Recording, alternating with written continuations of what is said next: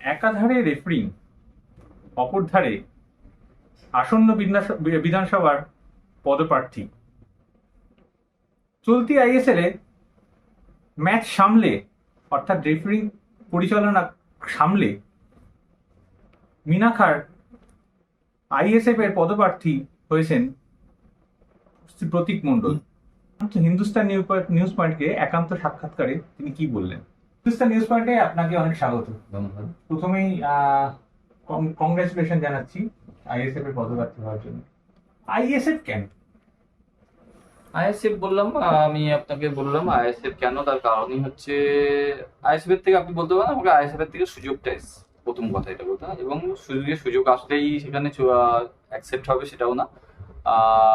সারা পশ্চিমবঙ্গের মানুষ জাতি ধর্ম বর্ণ নির্বিশেষে নওশাদ সিদ্দিকীকে আইএসএফ এর যিনি চেয়ারম্যান তাকে পছন্দ করেন, তার বক্তব্য তার নীতি আদর্শকে খুব পছন্দ করেন, সেই দলে আমিও করি। লড়াই কতটা কঠিন বলে মনে হচ্ছে? দেখুন, লড়াই হবে, কারণ লড়াই আমরা মনে করছি লড়াই দেবো, কারণ দীর্ঘদিন মানুষের দাবি, একটা পরিবর্তনের দাবি মানুষের মধ্যে আমরা উপলব্ধি করতে পারছিলাম। তারা চাইছিল, মিনাখাবাসী চাইছিল একটা নতুন মুখ। তো আমি আশা করছি ইন্ডিয়ান সেকুলার ফ্রন্ট তারা আমার মতো একটা নতুন মুখে তারা নিয়ে এসছে। তো আমি মিনাখার ভূমিপুত্র, প্রচারে বেরোচ্ছ, মানুষ তোমাকে রেফারি হিসেবে চেনে, জাতীয় রেফারি হিসেবে। ভোটের ময়দান বাইরে যখন বেরোচ্ছ, মানুষের সঙ্গে যখন কথা বলছো, কতটা উৎসাহ তাদের মধ্যে থেকে দেখতে পাচ্ছ, কি বুঝতে পারছো? প্রথম দিন এটা ডিক্লিয়ার হয়, আমাদের প্রার্থী অ্যানাউন্সমেন্ট করেন আমাদের চেয়ারম্যান। তারপরের দিন সকালবেলা এখানে একটা উৎসবের মতো পরিস্থিতি তৈরি হয়েছিল। তো সেখান থেকেই বোঝা যাচ্ছে মানুষ খুবই উৎসাহিত। বন্ধু বান্ধব যারা আছে, কেউ তো অন্য পার্টিরও হতে পারে, তৃণমূল বলুন, তৃণমূল কংগ্রেসে আমার যারা বন্ধু বান্ধব আছে, বিজেপির যারা বন্ধু বান্ধব আছে, প্রত্যেকেই তারা যখন অ্যানাউন্সমেন্ট হয় তারা কংগ্রেচুলেশন জানিয়েছে, যেটা ফর্মালিটি তাদের করা। হয়তো তাদের নীতি আলাদা, আদর্শ আলাদা, আমি যে দলের সঙ্গে গেছি আমার নীতি আদর্শ সেটা আলাদা জায়গা, ব্যক্তিগত সম্পর্ক।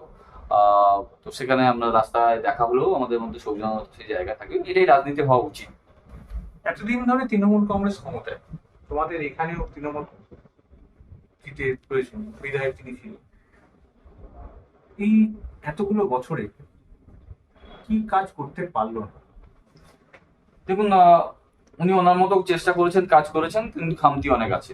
যেখানে দীর্ঘদিনের আমি আমাদের এখানে মিনাখার ম্যাক্সিমাম মানুষজন মৎস্যজীব চাষের সঙ্গে জড়িত, এবং সেই মৎস্য চাষের জলটা যেটা বিদ্যাধরী নদীতে আসে সেই জলটা দীর্ঘদিন ধরে সমস্যার মধ্যে চলছে, কারণ লেদার সেই জলটা এর মধ্যে মিক্স হয়, তাতে মৎস্যজীবীরা প্রচন্ডভাবে ক্ষতিগ্রস্ত।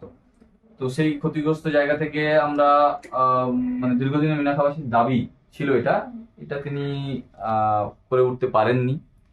আমাদের মিনাখাবাসীর দাবি মিনাখা হসপিটালটা একটা উন্নত মানের হসপিটালের দাবি ছিল, বা ওনার করা উচিত ছিল, যে এখানে এত একটা বড় বিধানসভা এবং এখানে প্রয়োজনীয়তা আছে, সেটাও উনি করে উঠতে পারেননি।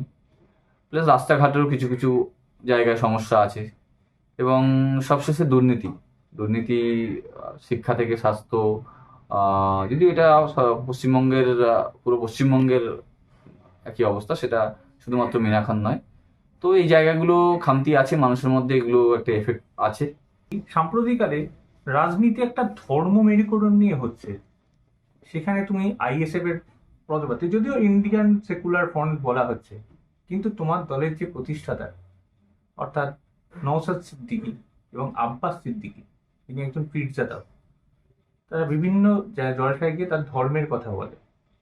ওনারা যখন ধর্মের মঞ্চে যায় তখন ওনারা ধর্মীয় আলোচনা করেন, কিন্তু কখনো আপনি দেখবেন না ওনারা রাজনীতির মঞ্চে এসে ধর্মের আলোচনা করেন। ধর্ম আর রাজনীতি দুটোকে এক করলে হবে না। ধর্মীয় জায়গায় ওনার ধর্ম, আমিও হিন্দু বাড়ির ছেলে, আমারও ধর্ম আমার জায়গায়। উনি মুসলমান বাড়ির ছেলে, উনি পীরজাদা বাড়ির ছেলে, উনি ওনার ধর্মকে নিশ্চয়ই উনি ধর্মকে সম্মান করেন, এবং আমি হিন্দু হিসেবে ওনার ধর্মকে সম্মান করেন, এবং উনিও আমার ধর্মকে সম্মান করেন। কিন্তু রাজনীতিতে কখনোই আপনি দেখবেন না, আমাদের আইএসএফ ইন্ডিয়ান সেকুলার ফ্রন্টের চেয়ারম্যান মাননীয় নওশাদ সিদ্দিকী, তার মুখে কখনো ধর্মীয় মেরুকরণের কোনো জায়গা কোনোদিন প্রতিষ্ঠা পায়নি, এবং তার নীতি আদর্শে এটা কখনোই সম্মতি দেয় না। আর একটা শেষ প্রশ্ন আমার, যখন রেফারিং করতে নামো তখন প্লেয়ারদের যে আগ্রাসন, সেটাকে ফেস করতে হয়। এই রাজনীতির ময়দানে কি ফেস করতে হবে বা করতে হতে পারে? দেখুন, রাজনীতির ময়দানে বিগত দিনে যদি আপনারা দেখেন বিভিন্ন রকম সমস্যা, পশ্চিমবঙ্গের রাজনীতির কালচার যেটা আমাদের, সেটাখানে কিন্তু বিভিন্ন রকম বিভিন্ন জায়গায় বিক্ষিপ্তভাবে নষ্ট হয়েছে, এবং মিনাখাতেও কখনো কখনো আমরা দেখেছি বিরোধীরা নমিনেশন দিতে পারছে না, শাসক দলের বাধা সৃষ্টি হচ্ছে। তো সেই জায়গাটা আমি অন্তত ব্যক্তিগতভাবে মনে করি, স্পোর্টস অ্যাজ এ স্পোর্টসম্যান আমি বলবো, স্পোর্টসম্যান যে স্পিরিট, খেলা হবে, খেলা খেলার মতো হবে, নিয়ম শৃঙ্খলা মেনে খেলা হবে, এবং তাতে যে প্লেয়ার ভালো খেলবে সে জয়লাভ করবে। না, খেলোয়াড় তৃণমূলের একটা ইয়ে চলে না।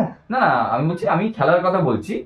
সেটা তাদের দলীয় স্লোগান, সেটা হতে পারে, কিন্তু আমি খেলা, যেহেতু খেলার মাঠের কথা বলছি, যে খেলার মধ্যে সুস্থভাবে খেলা হবে, খেলা যখন হয় এবং তাতে কেউ একজন যে ভালো খেলবে সে জিতবে। তো আমার মনে হয় মানুষকে সেই সুযোগ দেওয়া উচিত, তাদের গণতান্ত্রিক অধিকার প্রতিষ্ঠা করতে দেওয়া উচিত। কখনো আমরা এরকম সুযোগ আসে যে আমাদের দলের কর্মীদের দ্বারাই বিরোধীরা কোথাও বাধাগ্রস্ত হচ্ছে, সবার আগে এই প্রতীক মণ্ডলী সেখানে যাবে বিরোধীদের হাত ধরে নমিনেশন ফাইল করানোর জন্য। আপনারা শুনলেন একান্ত সাক্ষাৎকারে হিন্দুস্তান নিউজ পয়েন্টকে সাক্ষাৎ দিলেন মিনাখার আইএসএফ পদপ্রার্থী প্রতীক মণ্ডল। তিনি যেমনভাবে প্লেয়ারদের সামলান মাঠে, ঠিক সেরকমভাবেই রাজনীতির ময়দানেও তিনি রাজনীতিকে সামলাচ্ছেন এবং তিনি জেতার জন্য যথেষ্ট আশাবাদী। ক্যামেরায় সুমন্তের সাথে দেবাঞ্জন, হিন্দুস্তান নিউজ পয়েন্ট।